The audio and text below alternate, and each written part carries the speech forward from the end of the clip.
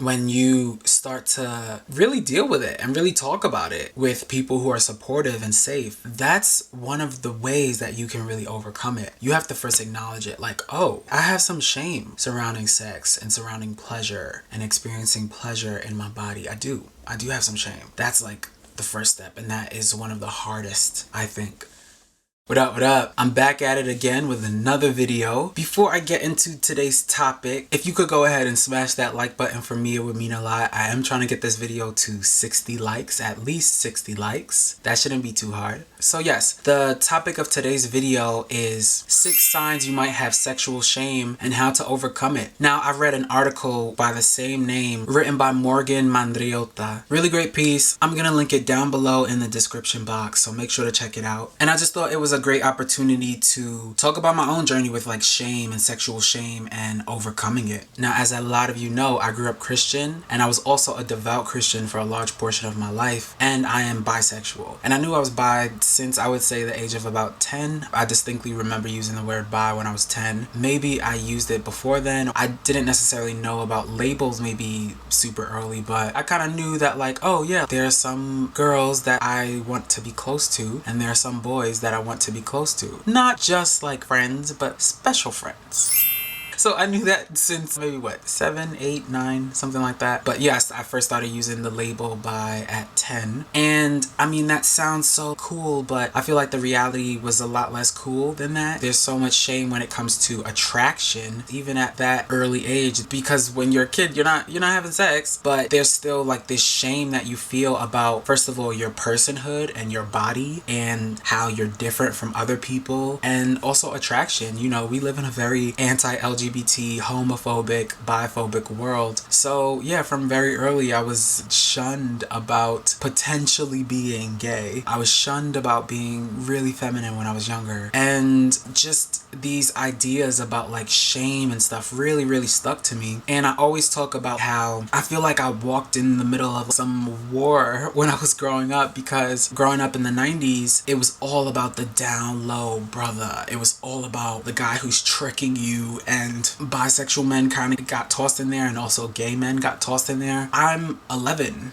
Why are you heaping whatever bias programming that you've learned onto me? I am literally 11. Society is so sexually repressed that we can't even talk about things like consent. We can't even talk about the emotional aspects of sex. We can't even talk about safe sex. We can't even talk about pleasure, experiencing pleasure in your body, and that there's nothing wrong with that, without people getting like squeamish, without people saying, oh no, that's too much, that's going too far. Kids should not know about sex because kids should not be having sex. And when I mean kids, I mean under the age of 18. When you have that culture, there's going to be so much misinformation. There's going to be so many people acting irresponsibly because they don't know any alternative. They have to do everything in secret. When you have a society that shuns a specific kind of sexuality or specific kinds of sexualities and praises and bolsters another sexuality, being straight, yeah, they're gonna be a lot of people who don't want to be considered bad. It's gonna be a lot of chaos. But yeah, I guess more specifically about me and how I overcame my own personal shame about being bisexual. It was really hard, if I'm being real. I just talked to you about how, oh yeah, I knew for sure around like the age of 10 or whatever, but getting to a place where I actually felt comfortable, that did not happen at 10 or 15 or 20 or 21 or 22 or 23 or 24.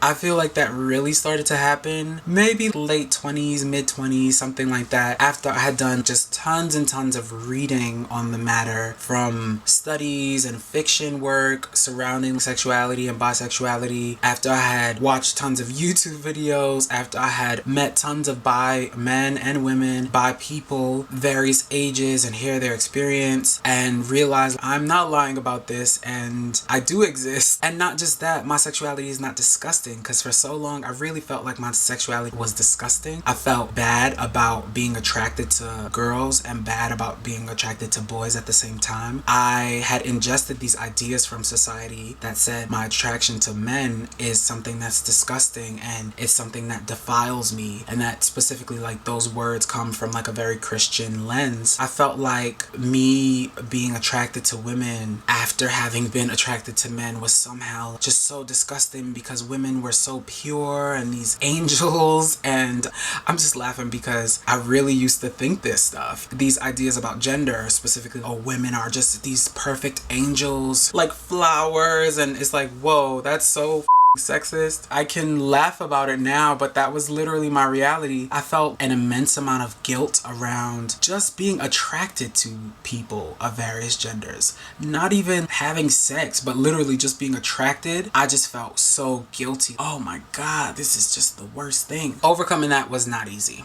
It helps a lot when you have bi friends. It helps a lot when you have a therapist. It helps a lot when you are engaging with bi plus media. And I think also most of all for me was not being surrounded by people who believed that bisexuality was disgusting. Not being around people who didn't believe bisexuality was real or that men can't be bisexual. So that meant I was alone for long periods of my 20s. That was definitely hard, but internet friends help, YouTubers help, Facebook groups help. Now on to the 6 ways and how to overcome it and all of that stuff. So a lot of people have a lot of shame when it comes to things like casual sex, or shame when it comes to things like self-pleasure with either toys or just, you know, by yourself, whatever, watching adult videos. And those are signs that, yeah, like you have ingested some shame surrounding sex in the media, in religions, in families. A lot of times people get sex talks and their parents tell them, do not have sex until marriage. Do not have sex. Do not let these boys take your cookie. This is for adults. Don't do it. You don't need to know about condoms because you shouldn't be doing it. Abstinence is the only way. And even if you haven't had those overt direct messages, like I said, we live in a sexually repressed society, so you're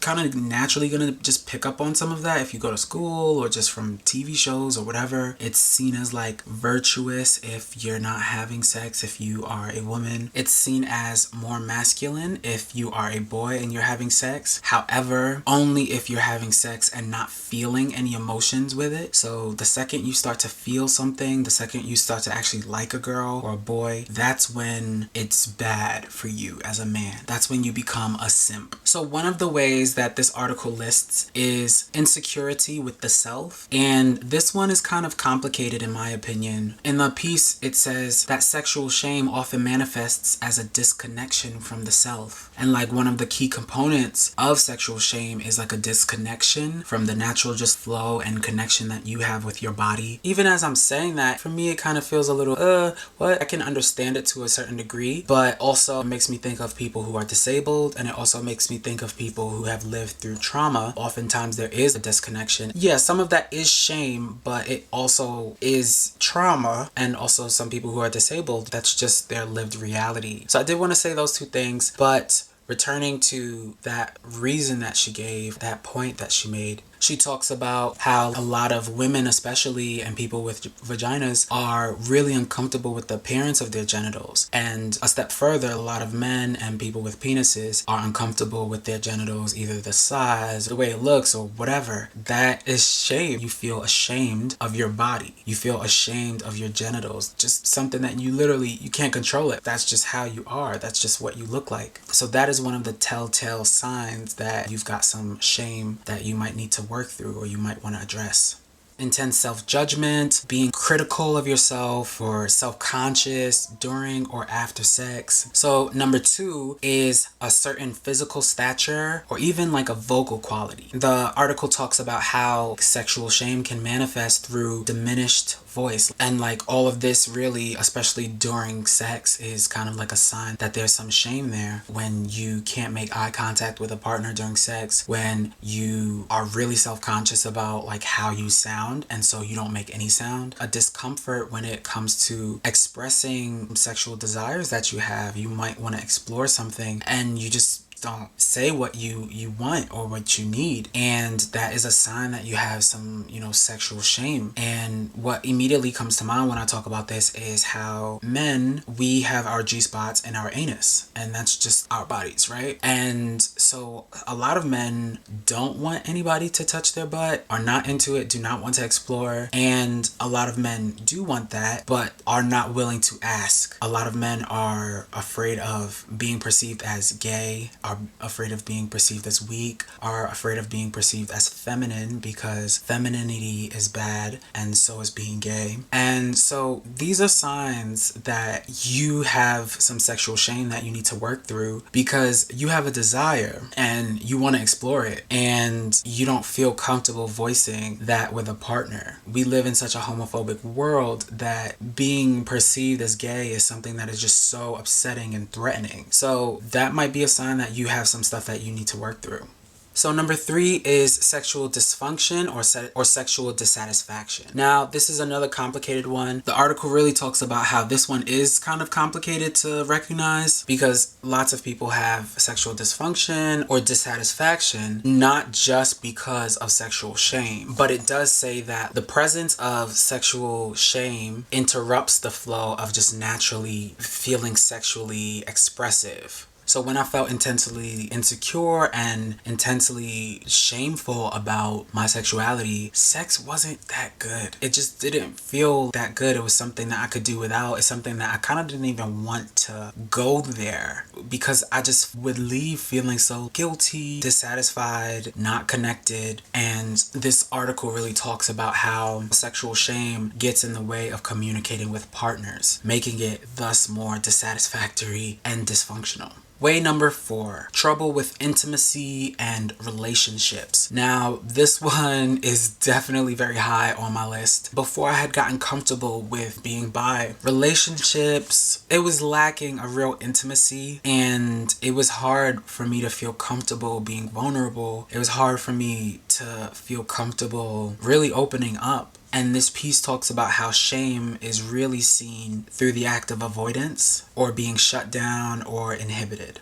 All of that resonates with me because all of these forms are really trying to distance you from being in a relationship or getting too close or being in a position where sex could happen. So, it's kind of like your own unconscious way of like sabotaging the potential for sex because you're not allowing yourself to open up or be intimate, or it feels uncomfortable because you feel such a deep shame about yourself. I know a lot of guys who are bi, who are straight, who are gay, who do this, who put up these walls so that they don't get close enough to somebody, so that they're not in a position where they can be vulnerable and they're just so insecure about their body or about sex. They just feel this intense shame that this society seems to really feed off of or really, really promote. I feel like so many people like to make fun of one another when it comes to either sex or their bodies or just personhood. That can have some really dire consequences. Number 5 is viewing sex as bad or something that you shouldn't do. This article talks about how a lot of people feel a deep sense of shame and regret when it comes to having sex. The article also talks about how the shaming of masturbation in children is really, really destructive and detrimental. And it goes on to say that,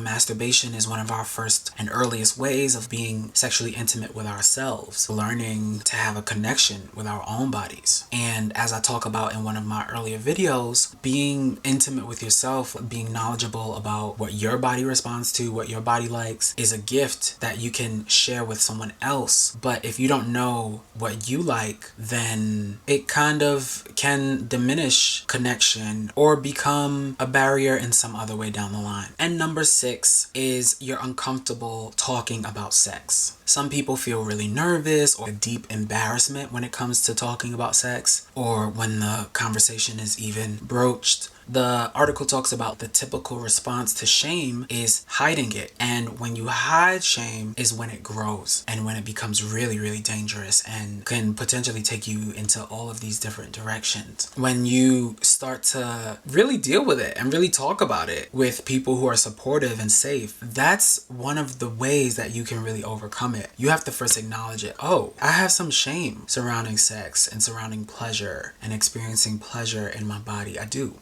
have some shame. That's the first step, and that is one of the hardest, I think, because a lot of us don't know that we even have that, and a lot of us don't want to admit that we have it because that's how shame works. Shame only sustains itself by being something that is hidden, that people don't talk about, that you leave it in the dark. This article talks about one of the ways to overcome shame is you have to start with pleasure. So getting beyond sexual dysfunction, getting beyond shame with pleasure, really allowing yourself to really live in that pleasure, and whether that is self-pleasure or whether that is pleasure with a partner, letting go of that fear, letting go of that judgment and being so critical of yourself and so critical of others, letting that go and really just experiencing the good part of sexual encounters, the good part of intimacy, the good part of sexuality. And one of the benefits of that is an increase in confidence, an increase in sexual arousal, an increase in self-esteem. But that kind of sounds a bit like a catch-22. Oh, in order to overcome shame, you have to feel pleasure. But sometimes in order to feel pleasure,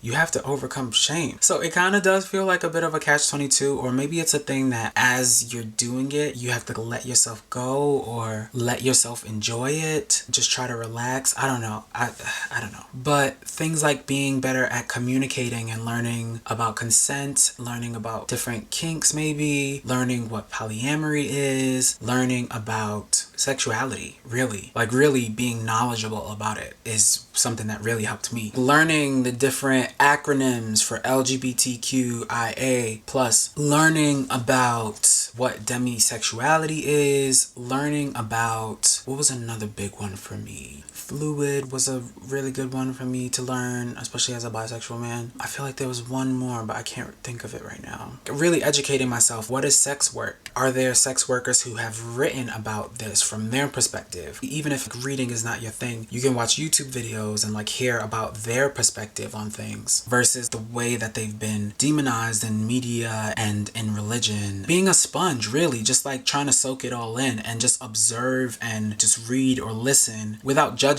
for the first time, because part of shame too is the judgment factor. A lot of people who have sexual shame are extremely judgmental of not only themselves but of other people, and that is connected. This article goes on to talk about one of the most important ways to remove sexual shame is to literally remove yourself from the source of that sexual shame. So whether the source of that sexual shame is family, parents, whether the source of that sexual shame is a particular religion or denomination, whether that source of shame is the media that you consume, whether that source of sexual shame is friends or communities that you're a part of. If you want to remove yourself from feeling ashamed of your sexuality, of your desires, of being a sexual being, then the most important way is literally removing yourself from the source of that shame. Because you can do all of this work that I've talked about, but if you're surrounded by the source of that shame, it's not even really gonna work. It's not going to do anything. All of this stuff is just words. But yeah, therapy can help, self-help books can help, masturbation can help, sex toys can help. And you also have to remember to be really, really gentle with yourself, because as you start this journey of unlearning sexual shame, for some people, it gets worse before it gets better. So when you first sit down and you're like, oh,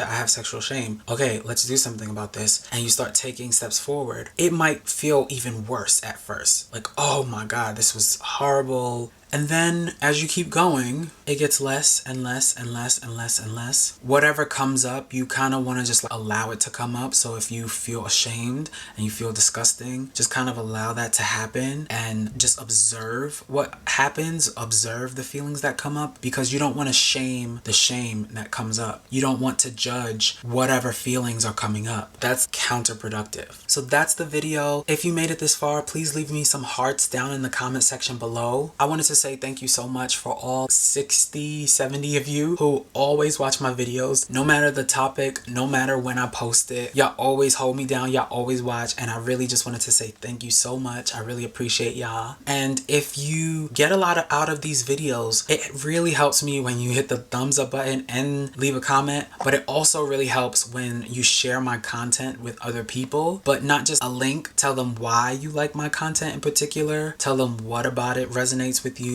When people have that human touch, that is really when they come and check out my stuff. And if you wanted to help me out in any way, my Cash App and my Venmo information is right down below in the description box. And that's all I have for this week. So I will see you next time. Peace.